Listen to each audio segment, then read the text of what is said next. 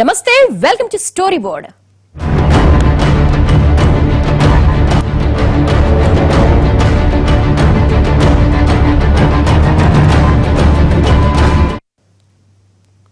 చూసేవాళ్లకు అది వ్యాపారం, కానీ చేసేవాళ్లకు మాత్రం పక్కా మోసం. నమ్మించి నిట్ట నిలువున నట్టేట ముంచేసే మోసం. దాని పేరే మల్టీ లెవెల్ మార్కెటింగ్. చూడటానికి మాత్రం ఏదో చిన్న వ్యాపారంలా కనిపిస్తుంది. మధ్యతరగతి ప్రజలకు వేడినీళ్లకు చన్నీళ్లలా మరో ఆదాయం వచ్చే మార్గంలా అనిపిస్తుంది. ఇందులో మోసం ఏదైనా ఉందా అని ఎంత తరచి చూసినా పెద్దగా లోపాలు కూడా కనిపించవు. కానీ ఎప్పుడో ఓ రోజు అది పేక మేడలా కుప్పకూలుతుంది. మునిగేదాకా నష్టం తెలీదు, లాభాల వెనుక ఉన్న మోసం తెలియదు. మాయమాటలు వ్యాపారుల నైజం. నిండా మునిగిపోవడం జనం వంతు. అగ్రిగోల్డ్ నుంచి సోషల్ ట్రేడ్ వరకు పేరేదైనా వంచన నిజం, తీరేదైనా ముంచడం ఖాయం.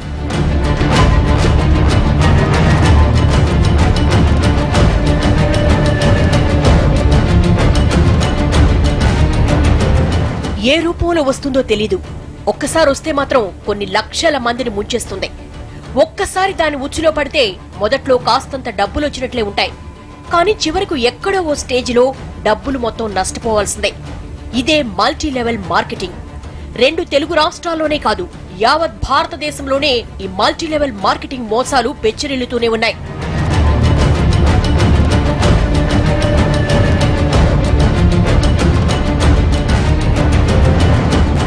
ఓ అగ్రిగోల్డ్, ఓ గోల్డ్ క్వెస్ట్, ఓ బొమ్మరిల్లు, ఓ స్విమ్స్, ఓ పెరల్ ఆగ్రో, ఓ సోషల్ ట్రేడ్, ఇలా సంస్థ పేరు మాత్రమే మారుతుంది. కానీ తీరులో కానీ చేసే మోసంలో కానీ ఎక్కడా తేడా ఉండదు. పైకి వేరువేరుగా కనిపించే ఇలాంటి సంస్థల పునాదులు ఒకటే, అదే మోసం. చీట్ చేయడమే ఈ సంస్థల లక్ష్యం. పేదల దగ్గర నుంచి సేకరించిన సొమ్ముతో జల్సాలు చేసి కోట్లు కూడబెట్టి ఆ తర్వాత తీరిగ్గా బోర్డు తిప్పేస్తారు. లేదా మల్టీ లెవెల్ మార్కెటింగ్ ను ఏదో ఓ స్థాయి వరకు తీసుకెళ్లి అక్కడితో వదిలేస్తారు. దీంతో ఇందులో డబ్బులు పెట్టిన వేలాది మంది రోడ్డున పడతారు.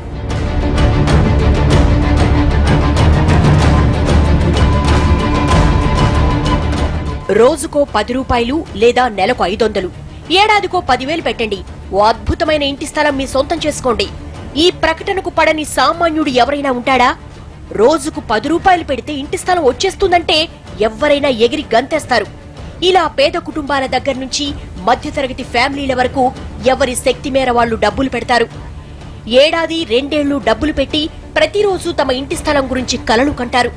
కానీ ఎప్పుడో ఓ ఫైన్ మార్నింగ్ తన దగ్గర డబ్బులు తిన్న సంస్థ బోర్డు తిప్పేసిందని తెలిసి కుప్పకూలిపోతాడు.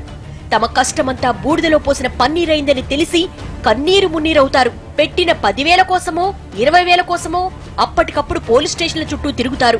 కొన్నాళ్లకు తిరిగే ఓపిక లేక కాస్త కష్టమైన ఆ నష్టాన్ని మర్చిపోతారు. నాకు అసలు భర్త లేని నేను దీని మీద ఏదో ఆధారపడి బతుకుతాం, బయటికి వెళ్ళి బతకలేక చేసిన పనికి ఈ రోజు నా జీవితం ఇలాగా ఈదులు పాలు చేస్తున్నారు సార్. వీళ్ళు సమాధానం చెప్పలేకపోతున్నాం, ఇంట్లో ఉండలేకపోతున్నాం, ఇంటి చుట్టూ గుమ్ముకుంటున్నారండి.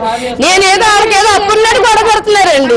ఈ రోజు ఇంటి మీద బంగారం కోల్పోయాను సార్. వీళ్ళ గురించి ఈ నిర్లిప్తతే అక్రమార్కులకు వరంగా మారుతోంది. ఒకరి దగ్గర నుంచి 100 కోట్లు కొట్టేయడం కష్టం, కానీ 1,00,000 మంది నుంచి తలా 1000 కొట్టేస్తే ఎవ్వరూ పెద్దగా పట్టించుకోరు. రెండిట్లో చేసే మోసం ఒక్కటే. 2 సందర్భాల్లోనూ దోపిడీ జరిగింది ఒక్క మొత్తమే. కానీ 100 కోట్లు పోగొట్టుకున్న వాడెవడు దోషుల్ని ఊరికే వదలడు. కానీ 1000 పెట్టుబడి పెట్టిన వాడు మాత్రం ఏముందిలే అని వదిలేస్తారు. ఇదే మల్టీ లెవెల్ మార్కెటింగ్ లో మోసగాళ్లకు ప్రధాన ఆదాయ వనరుగా మారిపోతోంది. ఈ మల్టీ లెవెల్ మోసాలు రోజుకో కొత్త రూపు సంతరించుకుంటున్నాయి. ఈ మల్టీ పునాదుల మీద మొదలైన ప్రతి వ్యాపారము కొన్నాళ్టి వరకు బాగానే ఉండొచ్చు. ముందుగా పెట్టుబడి పెట్టిన వాళ్లకు బాగానే ఆదాయం రావచ్చు. కానీ ఏదో ఓ రోజు ఇలాంటి వ్యాపారాలన్నీ కుప్పకూలక తప్పదు. మీరేం చేస్తారు, మీరు ఇంకా చేసిన తర్వాత మేమేం చేతులు ఎత్తేసి ఏం చేస్తారని మాట్లాడుతున్నారు. తమది మల్టీ లెవెల్ మార్కెటింగ్ కాదంటూనే ఈ ఉచ్చులో అమాయకుల్ని లాగే కేటుగాళ్లు, ఫ్రాడ్ కంపెనీలు ఇప్పుడు గల్లీ గల్లీకొకటున్నాయి. అన్నిటి లక్ష్యం ఒకటే, అన్నిటి వ్యాపార సూత్రము ఒకటే. ఎక్కువ మంది నుంచి తక్కువేసి లాగేసి ఆ తర్వాత కోట్లు కూడబెట్టి చెక్కేయడమే. ఈ సూత్రం మీదే ఎన్నో మల్టీ లెవెల్ మార్కెటింగ్ సంస్థలు జనాలకు కోట్ల మేర పుచ్చుటోపీ పెట్టాయి. పోలీసులకి ఈ సంస్థలు మోసం చేస్తాయని ముందే తెలిసినా చూసి చూడనట్లు వదిలేస్తారు. పొలిటీషియన్లు కూడా పట్టించుకోరు. అసలు ఇలాంటి మోసపు కంపెనీల్లో ఎక్కువ లాభం దేని నుంచి వస్తుందో తెలుసా? చెప్తే అందరికీ ఆశ్చర్యంగా ఉంటుంది. చాలా వరకు మల్టీ లెవెల్ మార్కెటింగ్ లో చేరిన వాళ్ళంతా చివరి వరకు ఉండరు. కొందరు 2-3 స్టేజ్ల్లోనే వెనక్కి వెళ్లిపోతారు. ఇక కట్టడం కూడా ఆపేస్తారు. ఇలా మధ్యలో తమ పెట్టుబడులు వదిలేసిన వాళ్ళ డబ్బే ఒక్కో సంస్థ దగ్గర కొన్ని 100 కోట్లుంటుంది. ఈ డబ్బంతా వాళ్లకు ఆదాయం కిందే లెక్క. ఎందుకు మధ్యలో వదిలేసిన వాళ్లకు తిరిగి డబ్బులిచ్చే పద్ధతి ఏ మల్టీ లెవెల్ సంస్థ దగ్గర ఉండదు?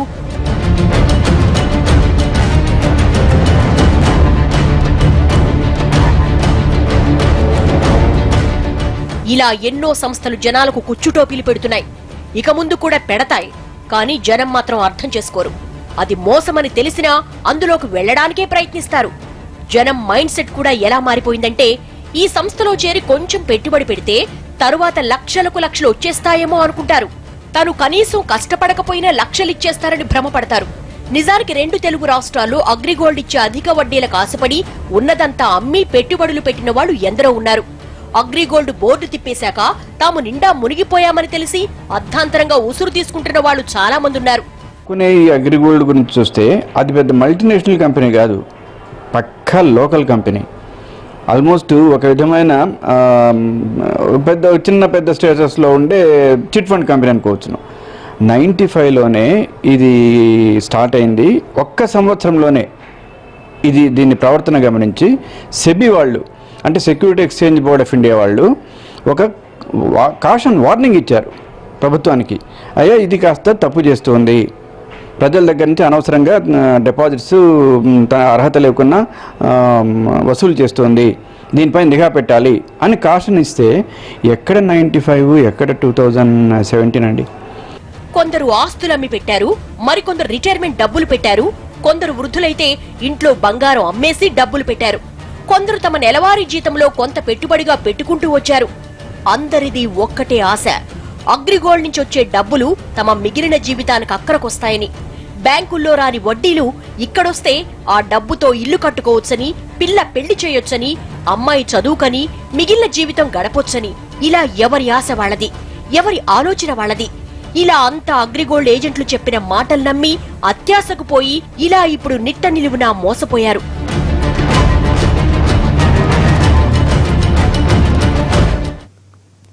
బడుగుల బతుకులతో ఆడుకుంటున్న మల్టీ లెవెల్ మార్కెటింగ్ సీక్రెట్ ఏంటి?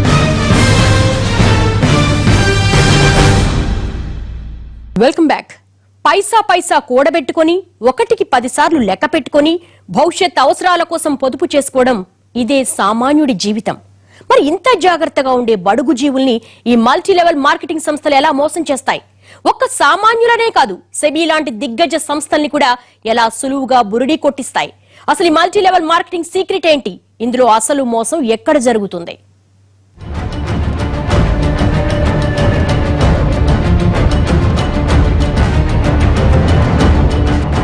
మల్టీ లెవెల్ మార్కెటింగ్ అంతా నమ్మించడం అన్న మాటతోనే మొదలవుతుంది.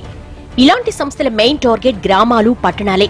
అక్కడ ఉండే సామాన్యులు, రోజు కూలీల దగ్గర నుంచి అందరినీ టార్గెట్ చేస్తారు. తక్కువ మంది దగ్గర ఎక్కువ మొత్తం లాగే కన్నా ఎక్కువ మంది దగ్గర కొంచెం కలెక్ట్ చేయడమే వీళ్ల సీక్రెట్. వాళ్లకు మాయ మాటలు చెప్పి ఇది మల్టీ లెవెల్ మార్కెటింగ్ కాదని నమ్మిస్తారు. స్థానికంగా ఉండే యువకుల్ని ఏజెంట్లుగా పెట్టి చుట్టుపక్కల ఊళ్ల నుంచి సభ్యుల్ని చేర్పిస్తారు. కొన్ని సంస్థల్లో ఒకేసారి డబ్బు కట్టడం అనే విధానాలుంటే, మరికొన్ని సంస్థల్లో రోజువారీ డబ్బులు చెల్లించే విధానాలుంటాయి. ఇలా రిక్షా పుల్లర్ దగ్గర నుంచి చిరుద్యోగుల వరకు వారి అవసరాలను క్యాష్ చేసుకుని, ఆశలను ఆసరాగా చేసుకుని వల్లో వేసుకుంటారు.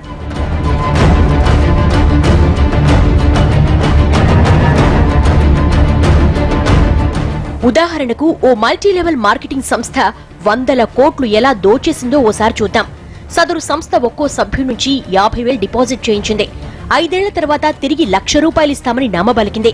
కానీ ఈలోగా ఆ సభ్యుడి డబ్బుకి భద్రత, నమ్మకం కలిగించడం కోసం ఓ 200 గజాల స్థలాన్ని వారికి స్టాంప్ పేపర్ మీద రాసిచ్చింది. ఇంతవరకు అంతా నమ్మకంగానే కనిపిస్తుంది. ఇందులో మల్టీ లెవెల్ మార్కెటింగ్ ఎక్కడా కనిపించదు. పైకి చూడడానికి ఇదొక రియల్ ఎస్టేట్ వ్యాపారంలా ఉంటుంది. డబ్బులు పెట్టిన వాడికి కూడా భూమి తన పేర ఉందన్న నమ్మకం కూడా ఉంటుంది. కానీ ఇక్కడే అసలు ట్విస్ట్ దాగుంది. సదరు సంస్థ మనకు రాసిచ్చిన 200 గజాల భూమి ఎక్కడ ఉంటుందో తెలిస్తే మీకు దిమ్మ తిరిగిపోతుంది. ఓ ఆదిలాబాద్ అడవుల్లోనో, ఛత్తీస్గఢ్ సరిహద్దుల్లోనో ఎకరం ₹1,000 చొప్పున 100 ఎకరాలు కొంటారు. దాన్ని ప్లాటుగా లెక్కేసి ఒక్కొక్కరికి భూమి రిజిస్టర్ చేస్తారు. ఆ లెక్క చూస్తే కనీసం 100 రూపాయలు కూడా విలువ చేయని భూమిని రాసిచ్చి మన దగ్గర 50,000 కొట్టేస్తారు. అంతేకాదు, ఇలా ఒకే ల్యాండ్ను 20-30 మంది పేరు మీద రాస్తారు. కానీ ఎవ్వరికి రిజిస్టర్ చెయ్యరు. 5 ఏళ్లు గడిచాక రిజిస్టర్ చేస్తాం, లేదంటే డబ్బులిస్తామంటారు. అంతా అది నిజమే అనుకుంటారు. 5 ఏళ్లు గడిచాక మీ డబ్బు మీకు కావాలి అనుకుంటే తిరిగిచ్చేసి మీ దగ్గర పట్టా తీసుకుంటారు. కానీ ఇలా మీకిచ్చే 1,00,000 రూపాయలు కూడా మరో 2 దగ్గర వసూలు చేసిన సొమ్మే. అంటే వాళ్లకు మరో 5 ఏళ్ల సమయం దొరికింది. మరి ఈలోగా తీసుకున్న 50,000ను దివాలాకోరు వ్యాపారాల్లో పెడతారు, లేకపోతే జల్సాలు చేసుకుంటారు. కానీ ఎప్పుడో ఓ రోజు ఈ చైన్ తెగిపోతుంది. సంస్థ బోర్డు తిప్పేస్తుంది. అప్పుడు ఇలా 50,000 ఇచ్చిన వాళ్ళంతా నట్టేట మునిగినట్లే. సదరు స్థలం రిజిస్టర్ అయి ఉండదు కాబట్టి అది ఎవరికీ చెందదు. పోని డబ్బిచ్చిన వాళ్ళకే ఇద్దాము అనుకుంటే ఆ స్థలానికి 30-40 మంది ఓనర్లుంటారు. తెలుగు రాష్ట్రాల్లో ఓ సంస్థ వేలాది మందిని ఇదే రూట్లో నట్టేట ముంచేసింది.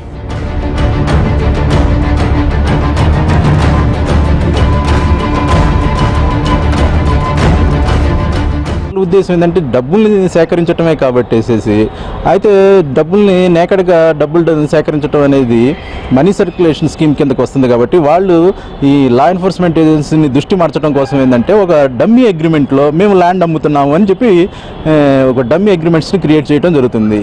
ఈ కొనేవాళ్ళు అంటే డబ్బులు కట్టే వాళ్ళు కూడా వాళ్ళ ఉద్దేశం ల్యాండ్ కొనటం కాదు. కాబట్టి వాళ్ళు ఏంటంటే ఆ అగ్రిమెంట్లో ఏముంది అనేది అసలు వాళ్ళు పట్టించుకోరు, చూడరు.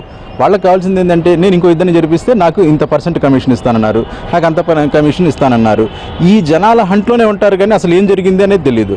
అయితే ఈ మల్టీ లెవెల్ మార్కెటింగ్ కంపెనీ ఏంటంటే వాళ్ళ టార్గెట్ పూర్తి అయిపోగానే, అంటే సాచురేషన్ పాయింట్ అవ్వగానే ఏంటంటే వాటి ఓన్ బరువుకి అయ్యే ఒక లిమిటెడ్ నెంబర్స్ వాళ్ళు అనుకున్న టార్గెట్ రీచ్ అవ్వగానే ఏంటంటే బోర్డు తిప్పేయటము. ఒక్కొక్కరిది ఒక్కో దారి. కొందరు ఇలా ఇళ్ల స్థలాలు ఇస్తామంటే మరికొందరు మీ పేరుతో టేకు చెట్టు పెంచుతామంటారు. కొందరు ప్రతి ఒక్కరి పేరు మీద గొర్రెల్ని పెంచుతామని 5 ఏళ్ల తర్వాత వాటిని అమ్మగా వచ్చిన డబ్బులు ఇస్తామని చెబుతారు.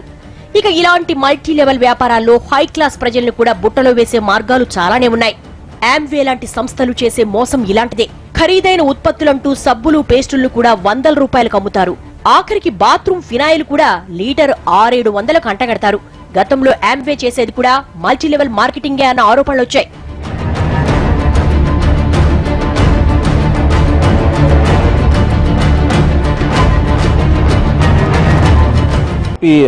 ఉమ్మడి ఏపీ హైకోర్టు కూడా Amway versus union of India కేసులో కూడా క్లియర్గా చెప్పడం జరిగింది. నువ్వు చేరి ఇంకో కొంతమందిని చేర్పించడం ద్వారా నీకు ఆదాయం వస్తుంది అని ఎవరన్నా కనుక ప్రామిస్ చేస్తే అది ఖచ్చితంగా ప్రైస్ చిట్స్ అని మనీ సర్క్యులేషన్ స్కీమ్లో చెప్పబడిన మనీ సర్క్యులేషన్ స్కీమ్స్ అనే దాంట్లోకి వస్తుంది. అది పనిషబుల్ నేరం. ఆ చట్టం కూడా ఏం చెప్తుందంటే price chits and money circulation schemes banning act ఏం చెప్తుందంటే చేర్పించటం లేదా ఆ స్కీమ్ నడిపే వాళ్ళకి బయట నుంచి సహాయం చేయటం, లేదా ఆ స్కీముల్లో డబ్బులు కట్టడం, లేదా స్కీమ్ నుంచి డబ్బులు తీసుకోవటం అనేది నేరం అని చెప్పి చెప్తా ఉంది. కాలానుగుణంగా ఈ మల్టీ లెవెల్ మార్కెటింగ్ కూడా కొత్త రూపాలు సంతరించుకుంది.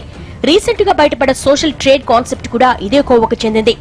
ఇంట్లో కంప్యూటర్ ముందు కూర్చుని వచ్చిన యాడ్స్ క్లిక్ చేస్తే చాలు మీకు వేలకు వేలు వచ్చేస్తాయన్నారు. వారి మాటలు నమ్మి లక్షల మంది ఆ సంస్థలో చేరారు. చివరికి ఆ సంస్థ ఓ లెవెల్కి వెళ్లగానే బిచాణా ఎత్తేసేసరికి తెలియలేదు దీని అసలు బాగోతం. 2015లో నోయిడా కేంద్రంగా అనుభవ్ మిట్టల్ ప్రారంభించిన అబ్లేజ్ ఇన్ఫో సొల్యూషన్ మొదలుపెట్టిన మల్టీ లెవెల్ మార్కెటింగ్ విధానమే ఈ సోషల్ ట్రేడ్. నెలకు 57,000 రూపాయలు కట్టి చేరితే రోజు మన కంప్యూటర్ కు 125 లింక్స్ వస్తాయి. వాటిని క్లిక్ చేస్తే ఒక్కో క్లిక్ కి 5 చొప్పున నెలకు 18,000 రూపాయల వరకు సంపాదించుకోవచ్చు. వినడానికి బాగానే ఉండేసరికి అంతా ఇందులో చేరిపోయారు. మొదట్లో లింకులతో పాటు డబ్బులు కూడా బాగానే వచ్చాయి. కానీ నెలలోగా ప్రతి ఒక్కరూ ఇద్దరిని చేర్పించాలన్న నిబంధనతో చాలా మంది తమ స్నేహితుల్ని, బంధువుల్ని ఇందులో చేర్పించారు. కానీ కొన్నాళ్లకు ఇటు లింకులు అటు డబ్బులు ఆగిపోవడంతో ఈ సోషల్ ట్రేడ్ స్కామ్ బయటపడింది.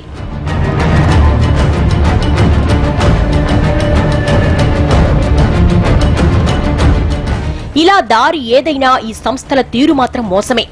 అగ్రిగోల్డ్, ఆమ్వే, సోషల్ ట్రేడ్ వంటి సంస్థలే కాదు, gold quest, Akshay gold, Srichakra gold, Swims, Bommarillu, Speak Asia ఇలా ఎన్నో సంస్థలు పుట్టగొడుగుల్లా పుట్టుకొచ్చి సామాన్యుడు పొట్టగొడుతున్నాయి. కొన్ని పెద్ద సంస్థల పేర్లతో రాష్ట్రాలు దాటి ఇతర రాష్ట్రాల్లో కూడా విస్తరిస్తుంటే కొన్ని సంస్థలు ఒక్కో నగరాన్ని బేస్ చేసుకుని చుట్టుపక్కల జిల్లాల్లో చిన్న మొత్తాలకు వేల మందిని ముంచేస్తున్నాయి. కొన్ని అనధికార అంచనాల ప్రకారం దక్షిణ భారతదేశంలో ఇలాంటి సంస్థలు 2,000కు పైగా ఉన్నట్లుగా అంచనా. వీళ్లు చేసేది మోసమని వాళ్లకు తెలుసు, పోలీసులకు తెలుసు. కానీ వాళ్లనెప్పుడూ ప్రశ్నించరు. వీళ్లంతా జనాల్ని తెలివిగా బోల్తా కొట్టిస్తారు. తమది మల్టీ లెవెల్ మార్కెటింగ్ కాదన్నట్లు కలరింగిస్తారు. సామాన్యులనే కాదు, అడ్డగోలు రూల్స్ చెప్పి సెబీ లాంటి సంస్థల కళ్లు కూడా కప్పేస్తారు. వ్యాపారం చేస్తున్నామని చెప్పి మల్టీ లెవెల్ మార్కెటింగ్ తో జనాన్ని నిట్ట నిలువునా ముంచేస్తారు.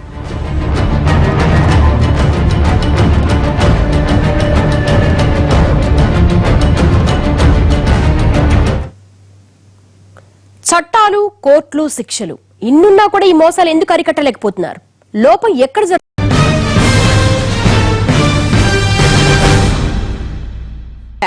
చట్టం, న్యాయం, ప్రభుత్వం ఇన్నున్నా ప్రజలు మోసపోకుండా ఎందుకు ఆపలేకపోతున్నాయి? ఇన్నేసి కోర్టులున్నాయి, ఎన్నో దర్యాప్తు సంస్థలున్నాయి, అంతకు మించిన నియంత్రణ మండళ్లున్నా ఈ వైట్ కాలర్ నేరాలకు ఎందుకు అడ్డుకట్ట పడడం లేదు? ఒకసారి ఓ సంస్థతో మోసం చేసిన వాడు 2 రోజులు తిరగకుండానే కొత్త సంస్థతో తెరపైకొస్తున్నా ఈ మోసాలకు మాత్రం ఎందుకు అడ్డుకోలేకపోతున్నారు? అసలు తప్పెక్కడుంది?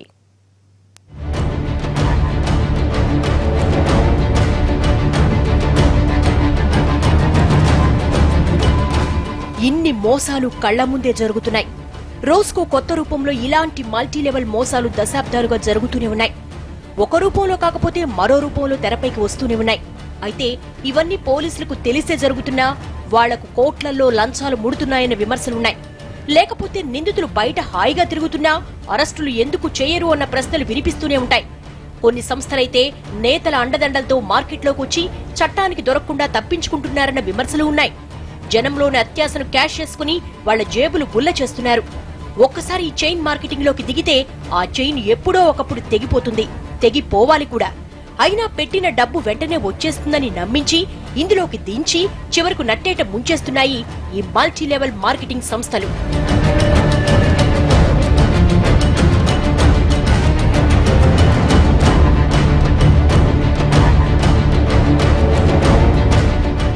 ఈ మల్టీ లెవెల్ మార్కెటింగ్ మోసాల్లో సంస్థల యజమానులు బాధితులే కాదు, మధ్యలో ఎవ్వరికీ కనిపించని కొన్ని శక్తులున్నాయి. వాళ్లే పోలీసులు, పొలిటీషియన్లు. వాళ్ల అండదండలతోనే ఇలాంటి సంస్థలు పుట్టుకొస్తున్నాయి. ఇక ఇలాంటి సంస్థలు సవ్యంగా వ్యాపారం చేసినా చివరకు కస్టమర్లు మునిగిపోక తప్పదు. ఎందుకంటే ఈ సంస్థలు పెట్టుబడులు పెట్టి లాభాలు ఆర్జించవు. ఒకరి సొమ్ము మరొకరికి రొటేట్ చేస్తాయి. వచ్చిన సొమ్ముతో జల్సాలు చేస్తారు. ఎన్మార్ట్ అనే మల్టీ లెవెల్ మార్కెటింగ్ సంస్థ యజమాని బట్టలు, సరుకులతో ఈ చైన్ మార్కెటింగ్ ప్రారంభించి సొంత హెలికాప్టర్లో తిరిగిన చరిత్ర ఉంది. రీసెంట్ గా బయటపడ్డ సోషల్ ట్రేడ్ అధినేత అనుభవ్ మిట్టల్ ఏకంగా ఇలా వచ్చిన జనం సొమ్ముతో విమానమే కొనుక్కున్నాడు.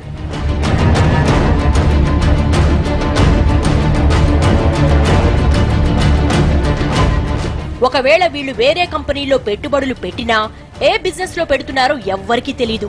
అసలు డబ్బంతా ఏం చేస్తున్నారో కూడా తెలీదు. సెబీ రూల్స్ కు చిక్కకుండా జాగ్రత్త పడతారు. ఇది దారుణమైన ఆర్థిక నేరమని తెలిసినా ముడుపుల మోజులో పడి పోలీసులు మాత్రం పట్టించుకోవటం లేదు. పార్టీలకు ఫండింగ్ ఇస్తారన్న ఆశతో పొలిటీషియన్లు కూడా పట్టించుకోవటం లేదు. వాళ్లకు ఏటా కోట్లలో ముడుపులు అందకపోతే ఇన్నేసి సంస్థలు ఈజీగా ఎలా రన్ అవుతున్నాయో, ఎలా మోసం చేయగలుగుతున్నాయన్నది ఎవ్వరికీ తెలియని విషయం కాదు. అసలు ఇందులో ప్రజల తప్పు కూడా చాలా ఉంది. ఎక్కువ వడ్డీల కాసుపడే సామాన్యులు కూడా తెలిసి మోసం చేసే సంస్థలోనే పెట్టుబడులు పెడుతున్నారు. చిన్నా చితకా సంస్థలే కాదు, అగ్రిగోల్డ్, ఆమ్వే వంటి పెద్ద పెద్ద సంస్థలు కూడా మోసం చేశాయి. కానీ జాతీయ బ్యాంకులు ఎప్పుడైనా మోసం చేశాయా? బ్యాంకులు ఆర్బీఐ నిబంధనల ప్రకారం వచ్చే రెపో, రివర్స్ రెపో రేట్లను బట్టే మనకు వడ్డీలిస్తాయి. ఇప్పుడు గరిష్టంగా ఒక్కో బ్యాంక్ 7% వరకే వడ్డీ ఇస్తోంది. కానీ ఇలాంటి సంస్థలు మాత్రం ఏడాదికి 16 నుంచి 20% వడ్డీ ఇస్తామంటున్నాయి. ఇంత పెద్ద బ్యాంకులకు సాధ్యం కాని వడ్డీ రేటు నిన్న మొన్న పెట్టిన సంస్థలకు ఎలా సాధ్యమవుతుందన్న ఆలోచన, అందులో డబ్బు పెట్టే ముందు ఏ ఒక్కరు ఆలోచించినా వాళ్ల మోసాలు సాగవు. వీళ్ళు నెలకు 2% వడ్డీ అంటే 24% నిన్న ఏజెంట్ చెప్తున్నాడు. ఒక్కొక్క చదువురాని మహిళ అండి, ఆమె ₹1,00,00,000 కలెక్ట్ చేశానని చెప్తుంది. ఆమె ఇంటికి పోలేనండి, ఇప్పుడు నా ఇంటికి పోతే వాళ్ళు తాళాలేశారు అని చెప్పి ఏడుస్తుంది. ఇంకా 10 రోజులు ఆలస్యం అయితే నా కూతుళ్ళు హైదరాబాద్లో ఉన్నారు, నేను ఆత్మహత్య చేసుకోవాలని చెప్తుందంటే మీరు అడుగుతున్న ఎలా ఆకర్షితం అవుతున్నారు అంటే వడ్డీ రేటు. ఎంత చిన్నవానికైనాండి ఆశ ఉంటుంది. ఏంటి బయట బ్యాంకుల్లో ఎంత ఇస్తున్నారంటే అసలు ఇప్పుడు బ్యాంకుల్లో మన డబ్బులు పెడితే తీసుకోలేని దుస్థితికి వచ్చేసాము ఇప్పుడు మనము. అటువంటిది ఎవరైనా నెలకు నీకు 2% వడ్డీ ఇస్తాము అంటే సంవత్సరానికి 24% వడ్డీ ఇస్తామంటే ఎవరు ఆకర్షితులు కారు, ఎవరు మోసపోరు చెప్పండి. అంటే ప్రజలు తెలిసి ఇలా అధిక వడ్డీలకు ఆశపడి డబ్బులు పెట్టి నిండా మునుగుతున్నారు. ఇలా జనం విచక్షణ మరిచి చేసిన తప్పులకు ప్రభుత్వాన్ని బాధ్యత వహించమని రోడ్డెక్కితే సర్కారు కూడా ఏం చేస్తుంది? దానికి ఎలా బాధ్యత వహిస్తుంది? ఇప్పుడు దేశవ్యాప్తంగా ఇలాంటి సంస్థలు 10,000కు పైగానే ఉన్నాయి. ఇవన్నీ కలిసి దాదాపు 5-6 లక్షల కోట్ల రూపాయల మేర ధనాన్ని తమ రొటేషన్లలో తిప్పుతున్నాయి. మన దేశంలో ఉన్న అన్ని బ్యాంకుల్లో ఉన్న డిపాజిట్లే 75 లక్షల కోట్లు. అందులో దాదాపు 7% ఇలాంటి మోసపూరిత మల్టీలెవెల్ మార్కెటింగ్ సంస్థల్లో ఉందన్న అంచనాలున్నాయి. ఒకసారి బోర్డు తిప్పేసిన సంస్థ ఎక్కడికో అజ్ఞాతంలోకి వెళ్లిపోదు. మళ్లీ కొత్త పేరుతో కొత్త దారిలో మార్కెట్లోకి వస్తుంది. నిరుద్యోగ యువతకు జీతాలు, భారీగా కమిషన్లిచ్చి వాళ్లు కలెక్ట్ చేసే డబ్బుతో కోట్లు సంపాదిస్తున్నాయి. ఈ మొత్తం మల్టీలెవెల్ మార్కెటింగ్ వ్యవహారాల్లో మోసం అన్నది ఎక్కడా కనిపించదు. మనకు అనుమానం వచ్చిన ప్రతి చోట నివృత్తి చేసే అంశాలే ఉంటాయి. కానీ ఈ చైన్ మార్కెట్ అన్నది ఏదో ఓ రోజు బ్రేక్ అయిపోతుంది. పోనీ వీళ్ళ ఆస్తుల్ని అటాచ్ చేసి బాధితులకు న్యాయం చేద్దామన్నా కుదరదు. ఎందుకంటే చట్ట ప్రకారం అది సాధ్యం కాదు. చాలా వరకు ఇలాంటి సంస్థలన్నీ అద్దె బిల్డింగుల్లోనే ఉంటాయి. ఇప్పటి వరకు చరిత్రలో ఎన్నో వైట్ కాలర్ మోసాలు జరిగాయి, కానీ ఒక్క బాధితుడికి కూడా న్యాయం జరిగినట్లు చరిత్రలో లేదు. మొత్తంగా ఆ మల్టీలెవెల్ మార్కెటింగ్ మోసంలో సంస్థల యజమానులకు ఎంత పాత్ర ఉందో, వారిని తెర వెనక నుంచి ప్రోత్సహిస్తున్న అధికారులు, రాజకీయ నాయకుల పాత్ర అంతే ఉంది. అన్నిటికీ మించి ఊరికే వచ్చేదాని గురించి జనం వెంపర్లాడడం, అధిక వడ్డీలకు ఆశపడడం, అత్యాశకు పోయి సులువుగా డబ్బులు సంపాదించుకోవాలి అన్న సామాన్యుడి మనస్తత్వమే అసలు కారణం. ఎందుకంటే మోసపోయేవాడు ఉన్నంతకాలం మోసం చేసేవాడు కూడా ఉంటాడు.